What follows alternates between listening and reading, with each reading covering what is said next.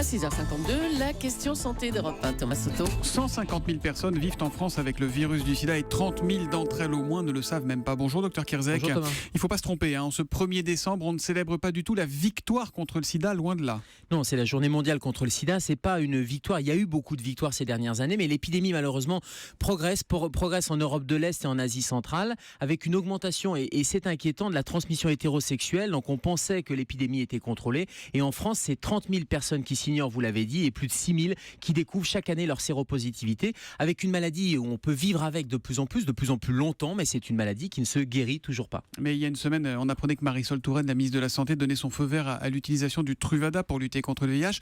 Ça règle rien en fait, c'est pas le médicament miracle, le Truvada? Non, c'est pas le médicament miracle. Le Truvada, c'est un médicament qui est connu, qui fait partie des trithérapies, et suite à des essais cliniques, il diminue le risque en pré-exposition, un peu comme une pilule que vous prenez pour éviter de contracter le virus. Mais son efficacité n'est pas de 100%.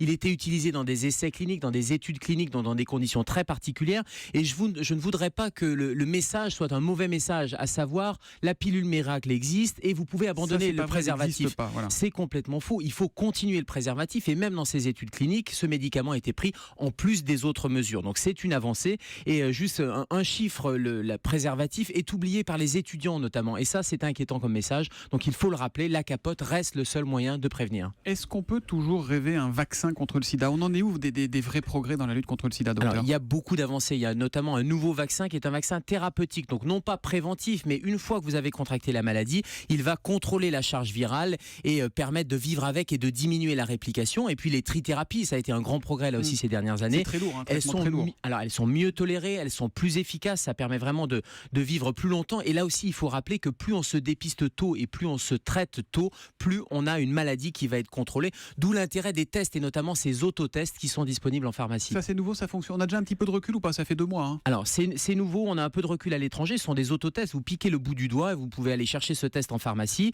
Il y a des conditions particulières, vos pharmaciens vont vous expliquer notamment qu'il faut les utiliser non pas tout de suite après un rapport, mais il faut une période après 3 mois. C'est un test d'orientation, c'est pas un test diagnostique, mais ça permet là aussi une avancée en termes de dépistage. Et il faut rappeler que le préservatif, il n'y a pas que le VIH, ça protège aussi de toutes les infections sexuellement transmissibles. Voilà, faites-vous dépister, c'est le message, le sens de la campagne lancée en France à l'occasion de cette journée mondiale de lutte contre le sida. Si vous avez des questions, vous pouvez appeler SIDA Info Service 0800 840 800. On met le numéro sur notre site europe1.fr. Numéro confidentiel, anonyme et gratuit. À demain Gérald.